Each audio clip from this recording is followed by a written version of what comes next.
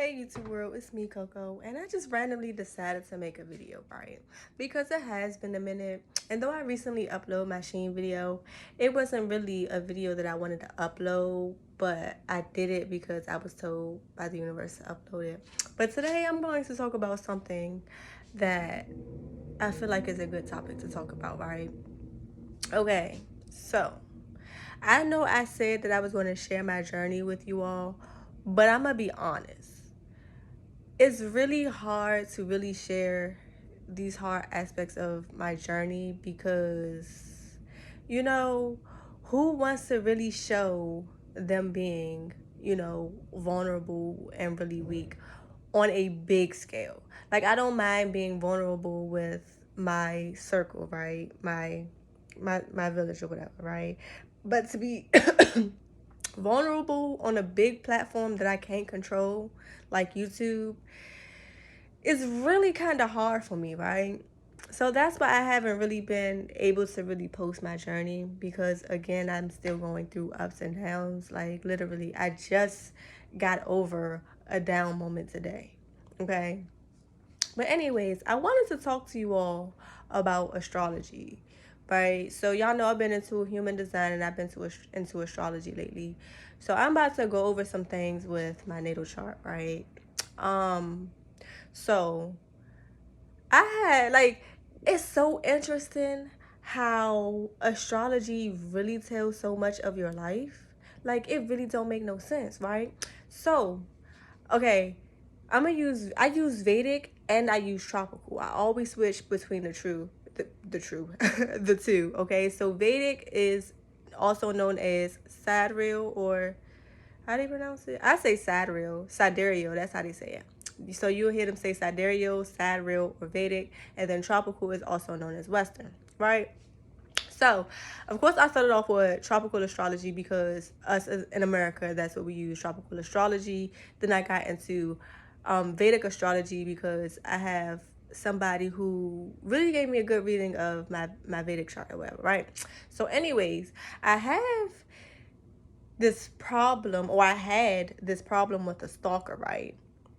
Who was trying to butt into my relationship and ruin my relationship with my partner. I have that story on TikTok if y'all want to go watch it out. Go watch it out. Go check it out. But, anyways, okay, so for females, Jupiter talks about the husband. For men, Venus talks about the wife, right? So, tropical wise, right, my Jupiter is in. Do I want to share really my information? I don't mind sharing my information because you can always look up somebody's information. Everybody knows my birth information, so you could just always look it up. But anyways, my Jupiter is in my Scorpio, right?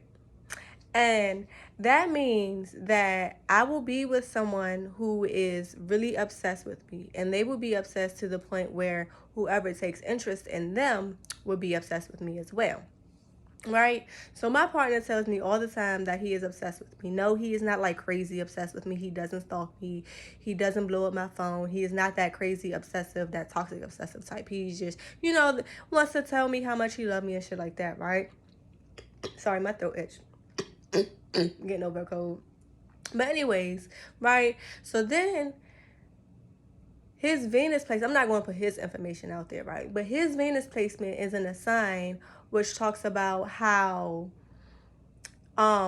females, this is his Vedic placement, right? Which talks about how females will come to him for emotional comfort, and because he gives them that comfort zone, they tend to fall in love with him and they really try to seek comfort in him. So with that being said, because my stalker seek comfort in him, she wound up becoming obsessed with me because he didn't want her because he's obsessed with me, right?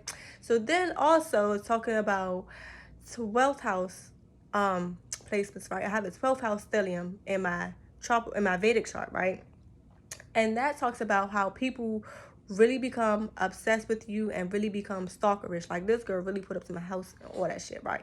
But they talk about how people become stalkerish of you, right? And how, they try to tell you who you are rather than trying to accept who they are, right? And as a 12th house placement, 12th house is all about like the unknown and really the karmic endings, right? because, you know, Aries is the beginning. Pisces is the end. Pisces rules 12th house, Aries rules first house. So as a 12th houser, I tend to bring out the side of people that people really try to hide, right? And of course, people don't like that. But my thing was, I never even met Shorty, so I don't even know how she got this interpretation of me, or why I bring out parts of her that she tries to hide. Like, I could see if I met her and, you know, she really just, you know, didn't vibe with me. But I never even met her. Outside of drama, I never even talked to her, right? But anyways, yeah. So then on top of that, tropical astrology, my Mars is in Cancer, and Mars is, you know, about the planet of war and stuff. Like Mars, like, you know, astrology is deep, but I'm just touching bases on this story, right? But Mars is the planet of war, right? And guess what? I was at war with a fucking Cancer, right?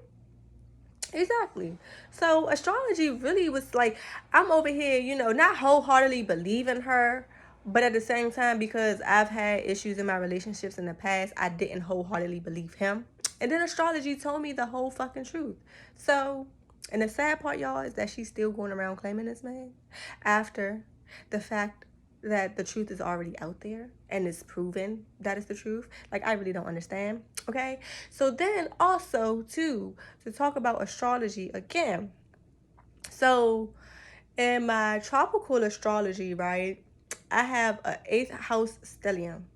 And 8th house is ruled by Scorpio, which I also have a Scorpio stellium. And I bring this up because I've been through so fucking much. I've been to the lowest of the lows. Like, I literally cannot tell y'all how I made it through everything that I made through. I cannot tell y'all how the fuck I'm still here living. Like, that's how many lows I've been in, and that's how low I've ever been. Like, and it's always like, it's been multiple lows. Like, I'm not even making this shit up, right?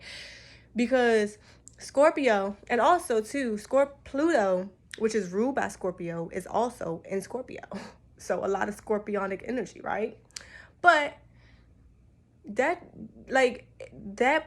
like really shows how strong I really am, because all that is all about death and rebirth and mysticism, and, you know, all the things that we are scared of, and like our shadow selves and all that stuff, right? Like, that's literally the answer of why I pulled through. How? I still don't know. But that's the answer of why I pulled through, because no matter how bad I feel, I have the strength to do it. Like, you know how many times I've faced myself in this lifetime? Like, literally in this lifetime, do you know how many times I faced myself? Like, I always say that I'm scared of myself. And now, as I'm speaking to y'all, I understand why I'm really scared of myself. I'm not scared of the dark energy within me, because we all have dark energy, right? But I'm scared of myself because of my strength, if that makes sense, right? Like, no matter how weak I feel, I can honestly say I'm never truly weak. And that's really what scares me, and that's what scares a lot of people who come in contact with me, because I am very strong. And I lie to you not. I've tried to give up that role of being the strong woman, the strong black woman, etc., etc. But at the end of the day, it's something in me that keeps me fucking going. After every low, I'm still here. Like, yo, I went through fucking 3 pregnancies by myself, went through postpartum depression by myself, went through an ego death by myself, all back to back to back. I had my first daughter in 2017, had my second daughter in 2019. After I had her, that's when I experienced my postpartum depression. Moved into my apartment in 2020. When I moved into my apartment, I was pregnant with my third daughter, and I went through my ego death. While I was going through my ego death, I wound up giving birth to my daughter.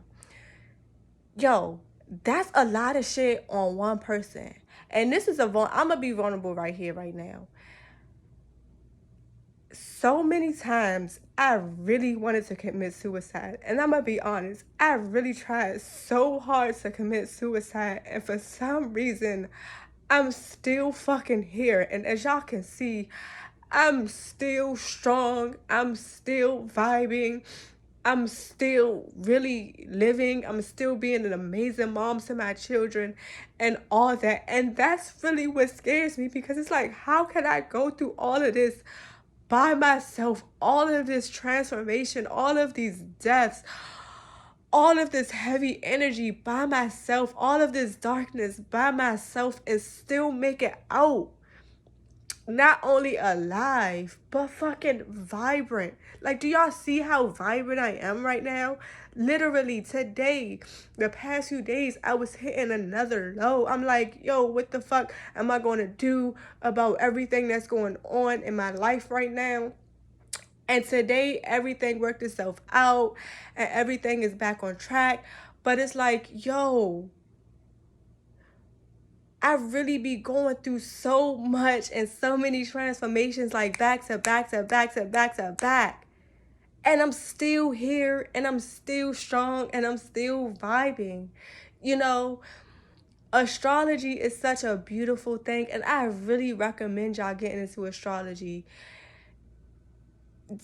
And astrology definitely has levels to this shit, right? So definitely start with tropical astrology. To me, in my opinion, tropical astrology resonates with the first, second, third, and fourth dimension, right?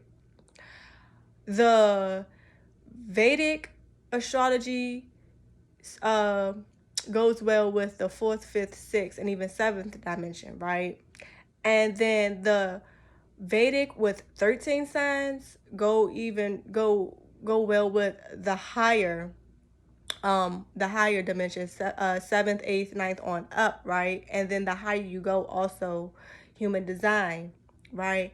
I highly recommend y'all going and getting into astrology. Y'all will fucking read y'all whole life story through astrology. It's going to take some time to learn the story and to learn how everything plays out.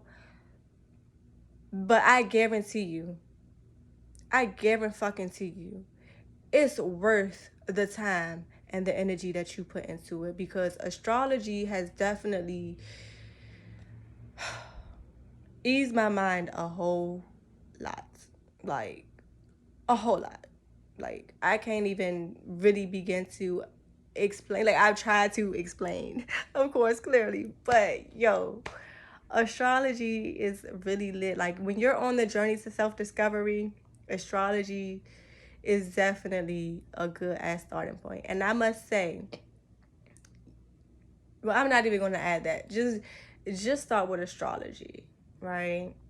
Because you definitely, like, you want to pay attention to all planets, because all planets definitely tie in to your life. But if you really want to pay attention to what's really close to you, what has to do with you, look at your sun, your moon, your rising, your Mars, your Venus, your Jupiter, and your Mercury, because those are all personal planets. Also look at your Chiron, your North Node, and your South Node, because all of those have to do with you internally. Pluto, Neptune, Uranus are generational planets. Also look at your Saturn too. And it's crazy because, speaking of Saturn, right, my Saturn is retrograde, and my second house tropical, but in my third house Vedic, right? And third house Vedic, 13 signs, right? But so pretty much I used to always say that I know I'm gonna be successful in my 30s. Like, I literally used to tell my partner all the time, we can have as many babies as you want to have until I'm 30. When I turn 30, I'm not having no more babies, because that's when I want to really live my life. So Saturn in retrograde, no matter where it is in your chart, Saturn in retrogrades really talks about the success that you will have, but you will have it when you're like in your 30s and your 40s on out, right? And I've been saying that for the longest time, and I stress so much about my success here in my 20s, but that's just because trying to go with societal norms, when in all reality, I know that my success hits in my 30s. But the reason why I bring the house up, right? Because houses means different things. So second houses talks about like your income and like your assets and stuff and your finances. And your third house talks about siblings, right? And yeah, so I felt like I had to take care of my siblings, which that don't really matter. But it's retrograde in my second house, right? Which means that my finances and shit will become more stable in my 30s. And I brought out my third house because my third house is ruled by Aquarius, right? And to look at how energies play out, right? Because my Vedic second house is empty. So to look at how energies play out, right? Saturn rule Aquarius. So if Aquarius rules my third house, I mean, shit. Saturn rules Aquarius, right? So to see what house is in, so see what house Saturn is in will determine how it will play out in my empty second house. And because it's in my third house of Aquarius, Aquarius will play out in my second house, right? So essentially, and it's funny because in Vedic and tropical astrology, my second house is actually ruled by Aquarius. So again, everything just come back together. But I'm not going to keep rambling. I just had to share this interesting thought with y'all. So yeah, I hope y'all enjoy this video, and I will definitely link the astrologers that I watch in the description box because they really do give some good ass information. And it doesn't matter if you use Vedic or tropical, you know, you could still look at the same people, right? So like tropical, I'm a Virgo sun with my sun in the 8th house, right? Vedic, I'm a Leo sun with my sun in the 8th house, but Vedic 13 signs, I'm a Leo with my sun in the 10th house. So I would either look at, Virgo sun in the 8th house, I would look at Leo sun in the 8th house, or I look at Leo sun in the 10th house. They pretty much describe everything. So yeah, I hope you guys enjoyed it.